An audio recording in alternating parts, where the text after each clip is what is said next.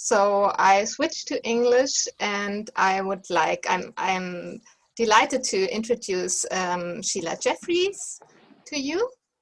Sheila is an academic and activist. She joined her first women's liberation movement group in London in 1973 and was then active in campaigning against pornography and sexual violence and in lesbian feminism.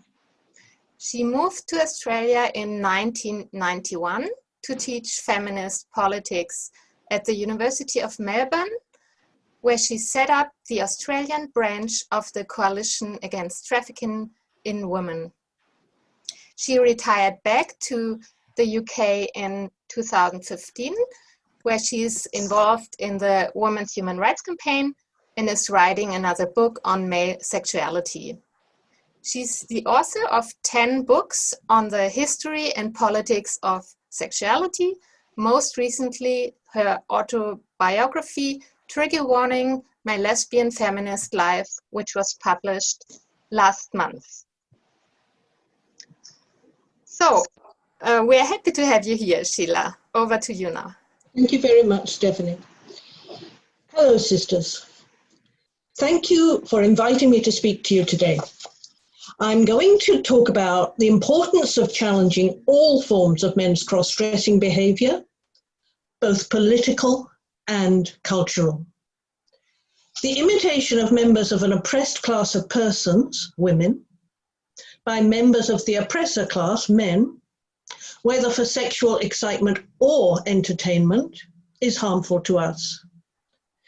I will talk about defeating the campaign by transvestites, i.e. heterosexual men who sexually fetishize women's subordination by imitating women's appearance and seek to enshrine what they call gender identity in law.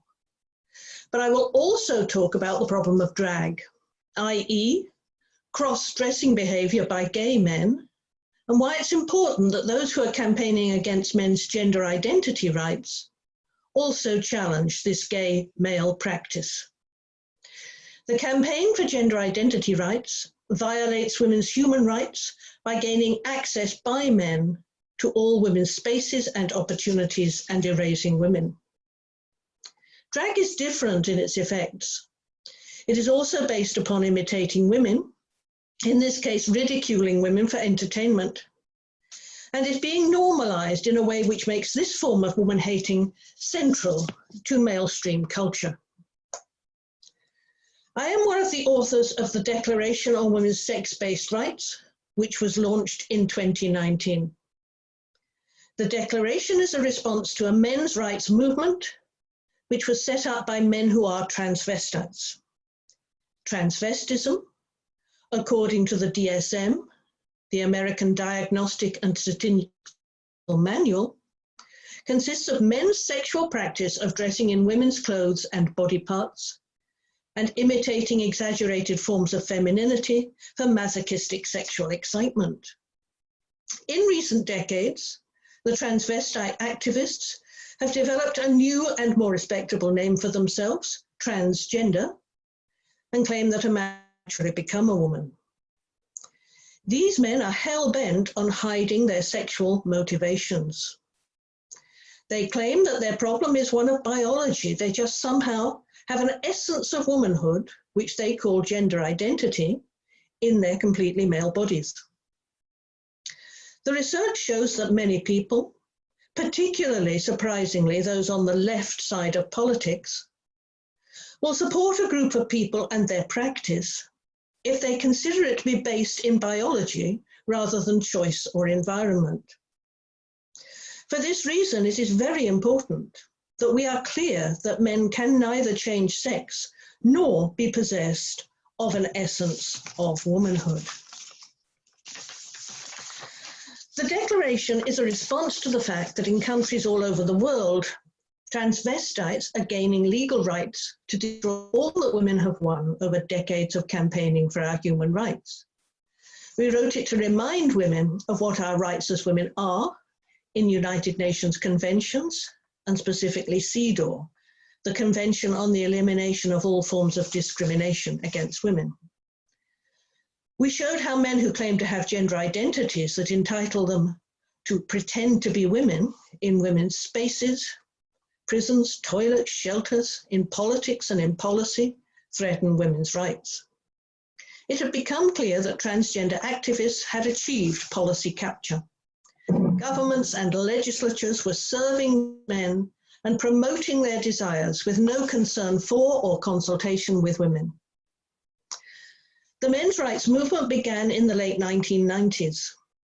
In the women's liberation movement in the UK in the 1970s and 1980s, which I was involved in, we had a bit of trouble from men who dressed up as women and demanded entry to women's events. But there were only one or two of them, and we were united in our rejection of their efforts.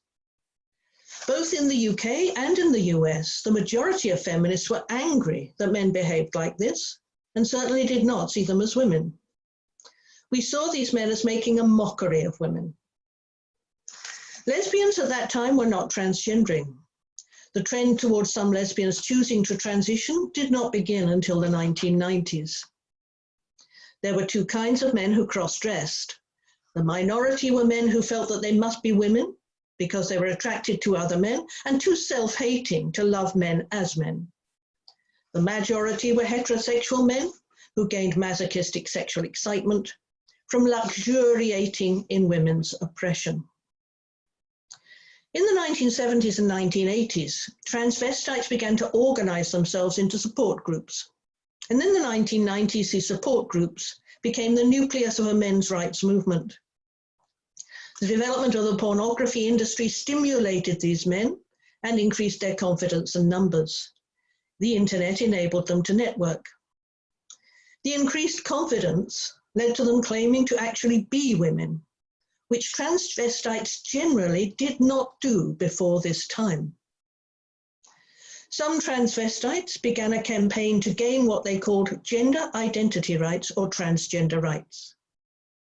They said that they had gender identities which made them really women, and they drew up a variety of demands which they called rights, which included being able to self-define what they called their gender and express their gender identities, meaning to imitate women in public and wherever they wished.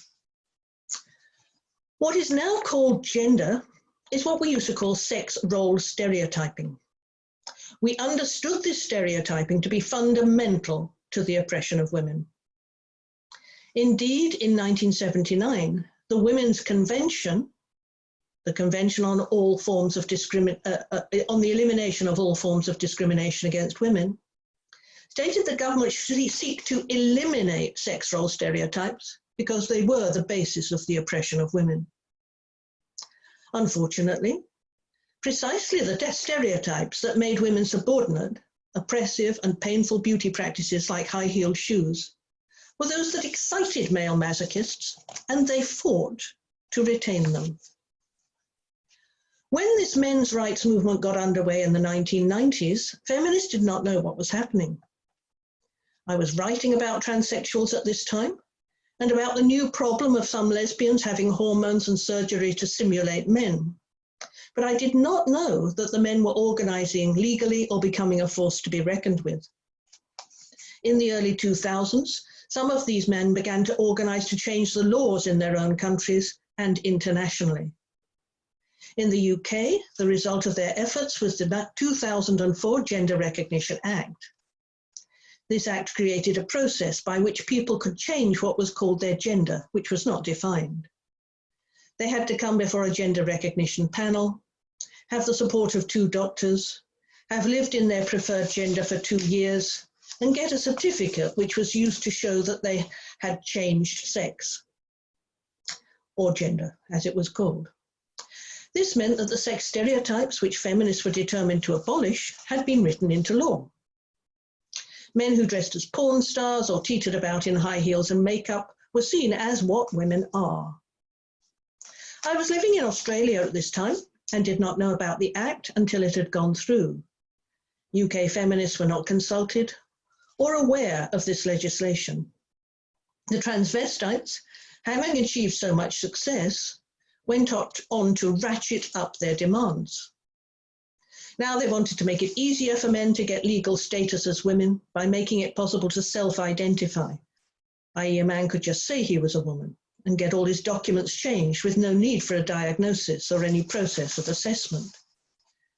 I became more and more concerned and started to write about the new UK law and about the terrible harms of transgendering children, which started to develop in Australia and the UK at this time. This was a very low point in the history of feminism. The women's liberation movement and all that it created had disappeared. There was nothing to replace it. For this reason, it was very hard to get women to be concerned about the politics of transgenderism. In a time in which the women's liberation movement was strong, in which feminism was strong, it would not have been possible for men to have these successes. I wrote my book, Gender Hurts, a feminist analysis of the politics of transgenderism, to show what was happening and help to create a resistance movement, and that was published in 2014. I know that in many countries the situation seems very bad. Governments have already created laws to allow men to self-identify as women without any need for doctors, but just on a whim, or they intend to do so. But things are changing. The complete dominance of transgender ideology in the media and politics has been seriously undermined in the UK, where I retired back to in 2015. A strong feminist movement has been created over the last few years in response to the UK government wanting to bring in self-identification legislation. It was a fierce struggle. It has been a very difficult time, but it's been the catalyst for creating a new wave of feminism. This is not the result that the transgender activists, who are mostly just ordinary misogynists and men's rights activists, wanted. They overreached themselves. Feminist organising against this men's movement in the UK has had considerable success. It has led to the UK government announcing it will not introduce the legislation it intended to put forward on self-identification. Scotland, though, which has independent jurisdiction over such matters, is still intent on going down this path, though there is fierce feminist resistance there, including from some women MPs. Many positive changes are taking place in the UK around the transgendering of children. There was an important legal case taking place on behalf of a young lesbian detransitioner and a mother against the Tavistock Clinic, which carries out this form of violence. The UK government has changed its guidance for schools. This is very important because schools were teaching children that they could be born in the wrong body, and they're no longer allowed to do so. The guidance states, you should not reinforce harmful stereotypes. For instance, by suggesting that children might be a different gender based on their personality and interests or the clothes they prefer to wear.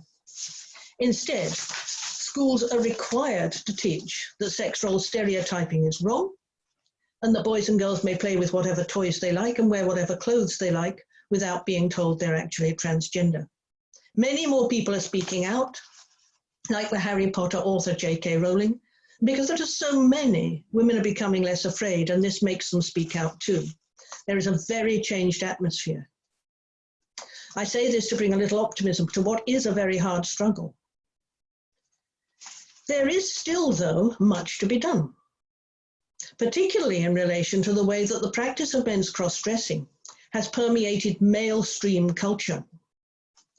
I want to talk today about gay male cross-dressing, usually called drag, which should be included in the feminist struggle against the rights of male cross-dressers to imitate women.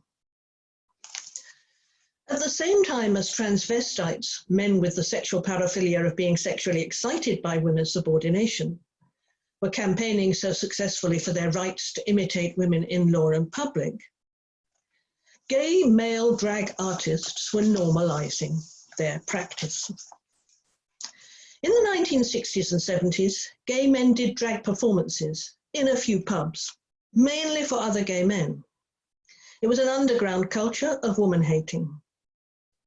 Nowadays, men in drag have become staples of popular entertainment, and drag has become extremely significant in popular culture.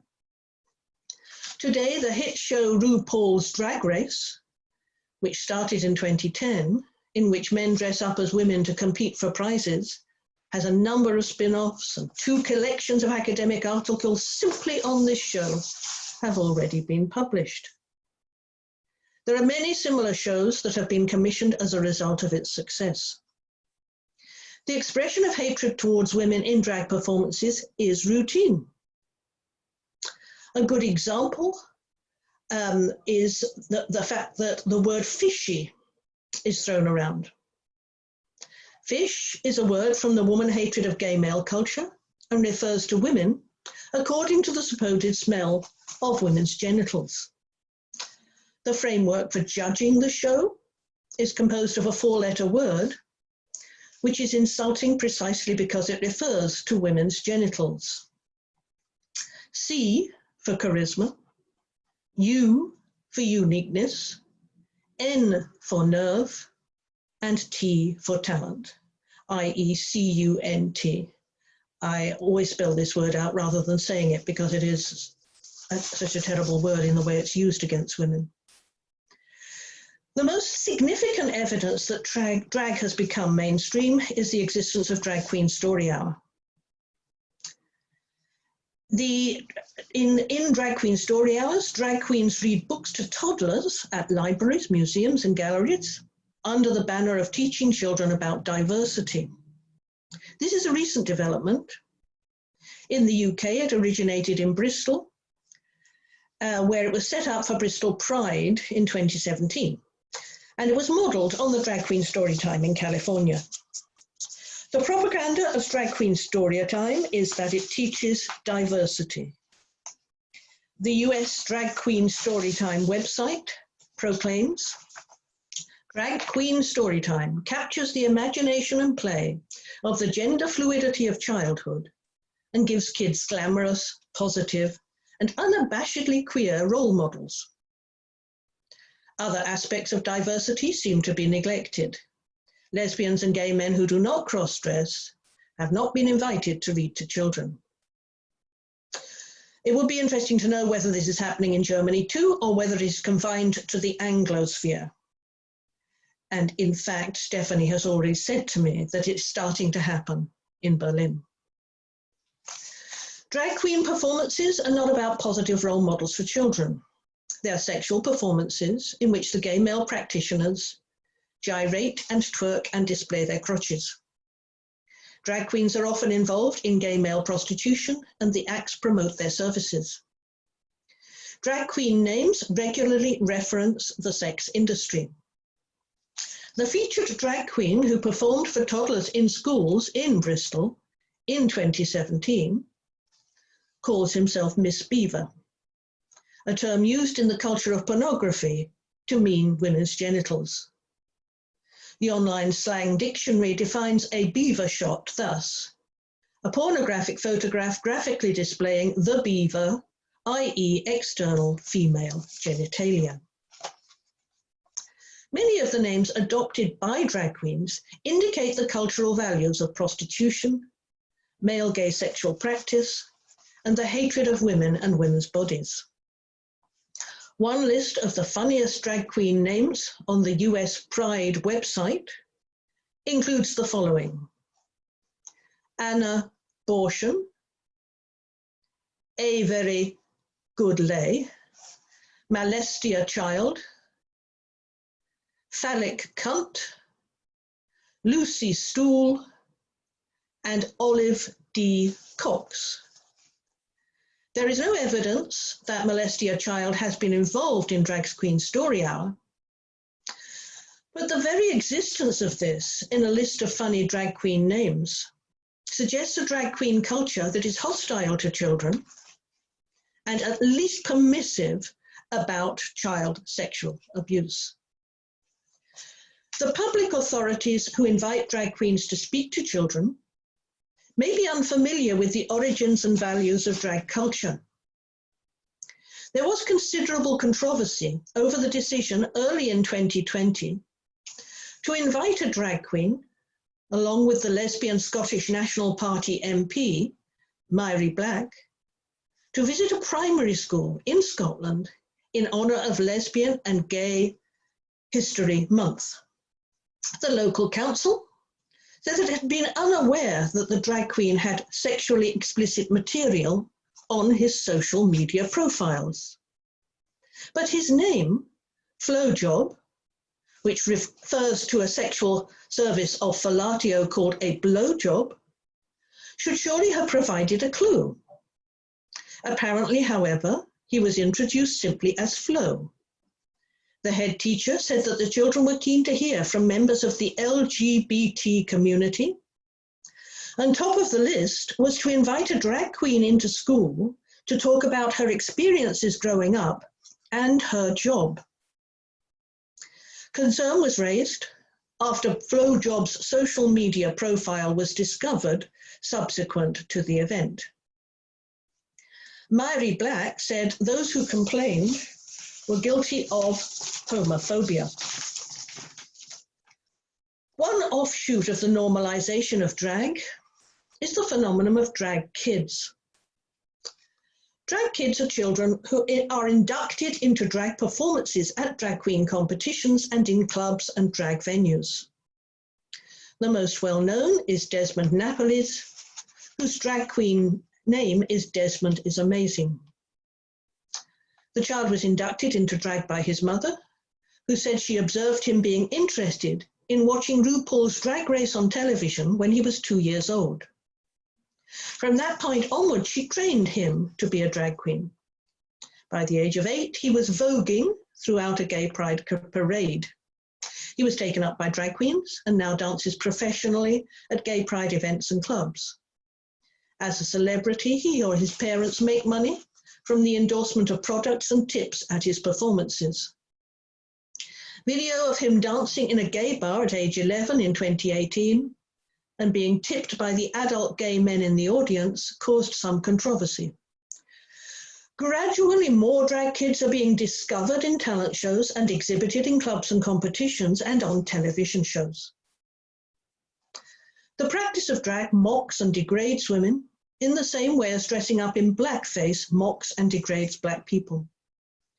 Blackface, though, is usually universally condemned as a politically incorrect practice in a way that woman face is not. White people in blackface would not be acceptable in any publicly provided settings or performing for children. The similarities are considerable. So the British Broadcasting Corporation's website for children contains a definition of blackface which is useful. It says that blackface is a largely historical practice which is seen as racist and many people find it deeply offensive. Blackface was a practice in which Black people were mocked for the entertainment of white people, and negative stereotypes were promoted across the US and Europe. White people doing blackface, we are told, would do insulting impressions of Black people in very exaggerated ways, for example, mocking their accent. In the case of drag, the accent which is adopted is camp, a feminized form of speech, which is historically central to gay male culture and persists, particularly in drag. Unfortunately, drag cannot be said to be historical, as blackface is, because it is still in the process of being disseminated across popular culture and education in Western countries. The work of feminist campaigners against the cultural woman hatred that is the basis of men's cross-dressing practice will not be complete until womanface becomes as politically unacceptable as blackface. The struggle against the encroachment of transvestites upon our rights and opportunities, and the injection of the poison of woman hating into our cultural life through drag is hard, but it is underway. These Women's Human Rights Campaign webinars are uniting women from across the world. A new women's liberation movement is growing, and I am delighted to meet the feminists who are making this happen in Germany at this event. Thank you. Thank you very much, Sheila. That was a very insightful and very inspiring talk, as always.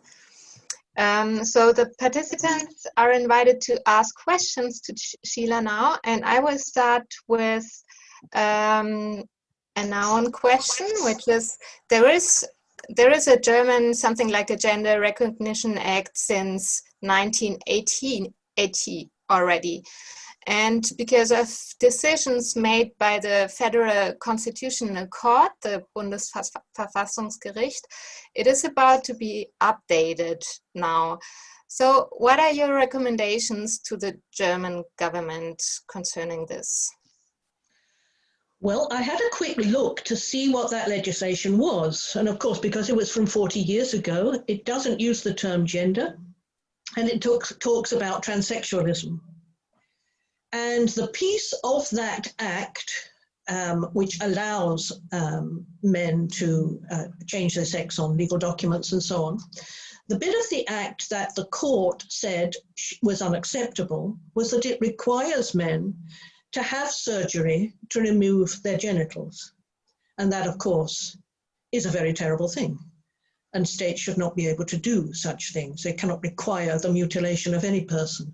However, the basic problem is that that act ever existed in 1980, which is very early for this sort of legislation, which allowed men to change their sex anyway.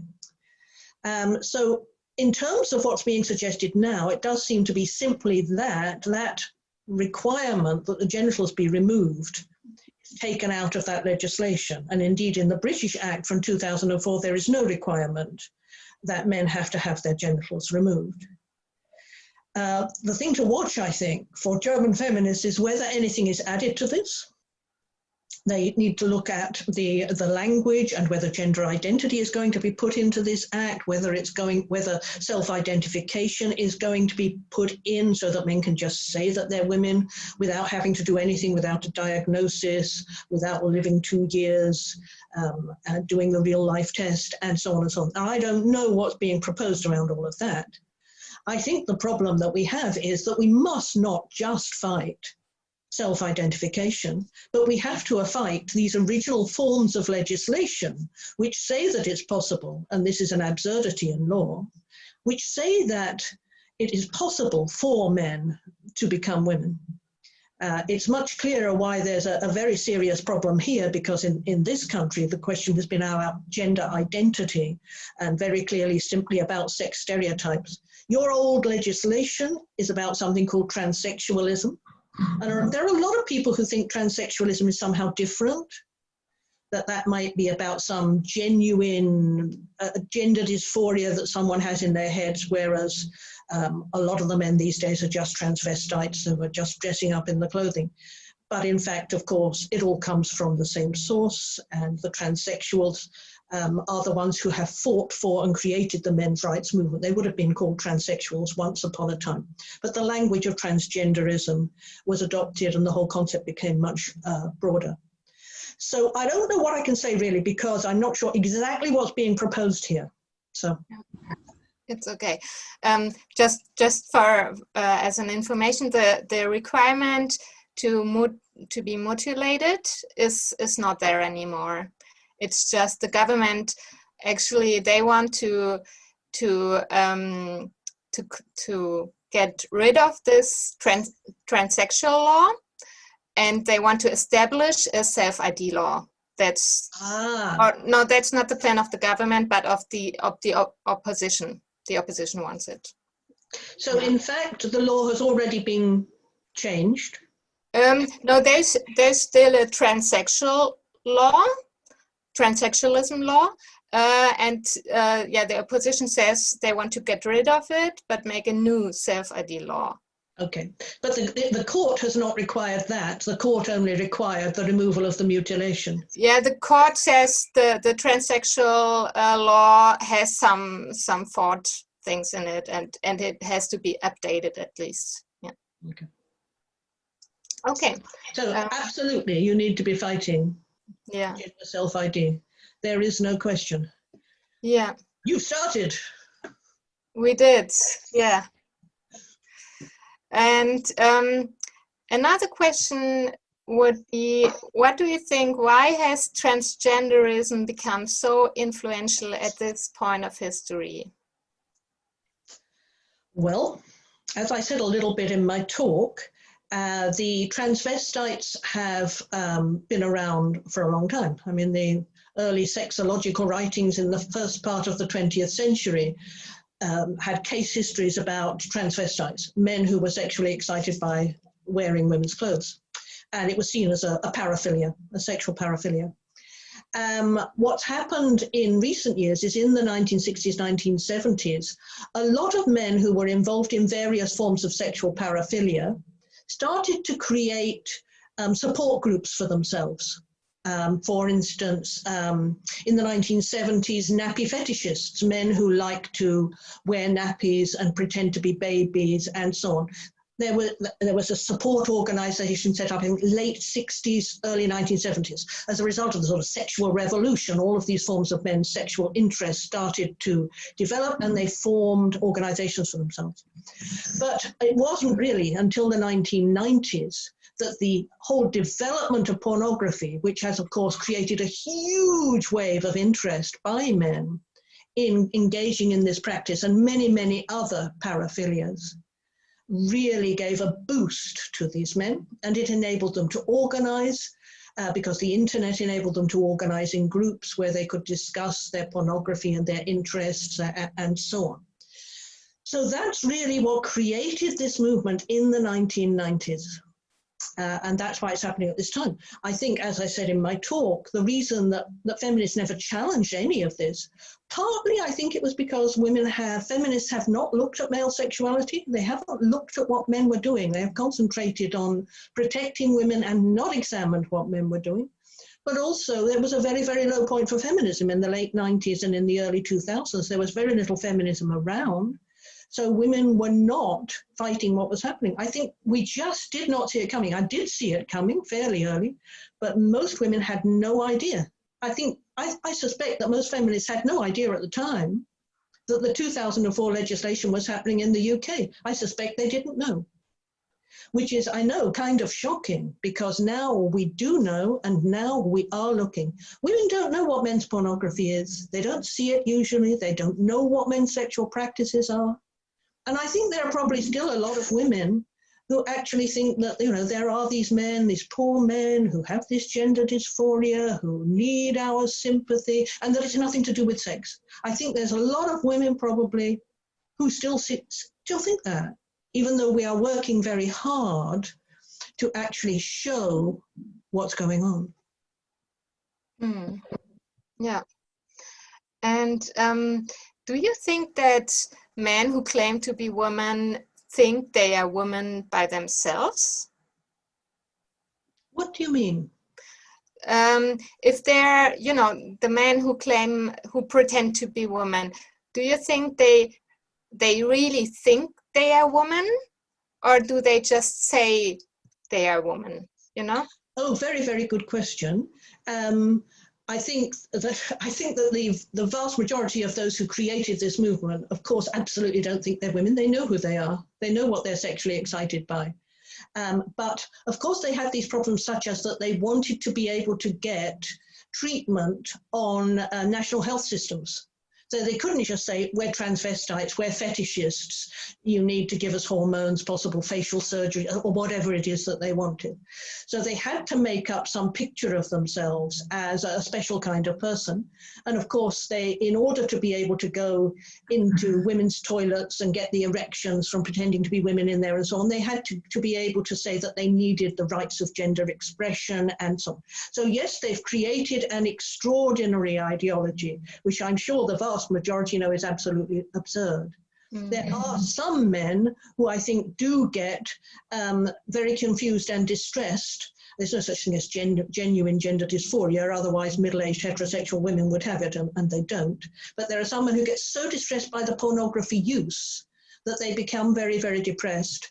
And I don't know, I couldn't say to you exactly what they think about what's happening inside themselves, because they, I think, are very, very, very messed up. But that's a tiny, tiny, tiny minority of what we're talking about here. And they are very badly served and have their bodies cut up, and they're given terrible treatments by a medical profession which is out for profit. So we need to stop the whole thing dead. It's mainly created by the medical profession, who create the diagnoses and the treatments, and the men themselves are constructed by the pornography. Yeah. And another participant asked if lesbian feminism always continued parallel to queer feminism, or if most women adopted queer feminism. Now, in the 1990s, we saw queer starting to happen, because it was around 1990 that the language changed and some gay men started calling themselves queer. And queer always meant men, it never meant women, so lesbians became queer women because we were always a subcategory. And we knew it was very much against feminism because, of course, we never worked with gay men. In the 1980s, none of us were working with gay men. We had nothing to do with gay men. Lesbian feminism was a completely separate movement. As Bettina was talking about, we had lesbian strength marches, we had lesbian discos, lesbian plays, lesbian centers, and so on. Everything was simply lesbian. We had nothing to do with the men. Queer created a kind of force and pressure to try and get lesbians back into, in a way, under control. Queer theory was totally against lesbian feminism. It was incredibly hostile, particularly to lesbian ideas around sexuality. So no, I don't think that any of the lesbian feminists I ever knew joined into queer and worked with those gay men. There were some who did around AIDS, who were concerned about AIDS and about their gay brothers. And there were a few who in Britain worked to get rid of an Act of Parliament from 1988, which forbade the teaching of homosexuality in schools. Lesbians were important in doing that, and so they were working with gay men to do that. But really, I don't know any lesbians who, from my generation really, who joined into any of this. But queer quickly became predominant. Feminism was absolutely under threat. Queer went into the universities, postmodern and queer completely joined together, and created generations of young people who knew nothing about feminism, lesbian feminism, and so on. So no, we were never part of it, I would say. And what I fear happened in the 1990s, certainly by the end of the 1990s, is that a lot of lesbians had engaged in internal migration. There were no longer many things happening for lesbians, and they just tried to survive living their own lives. The lesbian feminists I'm talking about, they were definitely not involved in queer. But of course, the new generation trained up through the universities, the new generation of young lesbians is completely under the heel of queer. Yeah. So do you have a last word to the women out there, the feminists out there, in order to encourage them? Well, I'm absolutely thrilled that all of this is happening in Germany. I don't know if everybody knows, but I was born in Germany. I lived there for the first 3 years of my life. So I am absolutely thrilled that this is happening now in Germany, because German feminists have always been terrific and good and strong, as Leanne knows, who is listening to this. So it's terrific that the WHRC group is now there in Germany doing all of this. And look how far we've gone in Britain. And yes, it's going to happen. Okay, you will get there, definitely. We hope so, with your help. Thank you.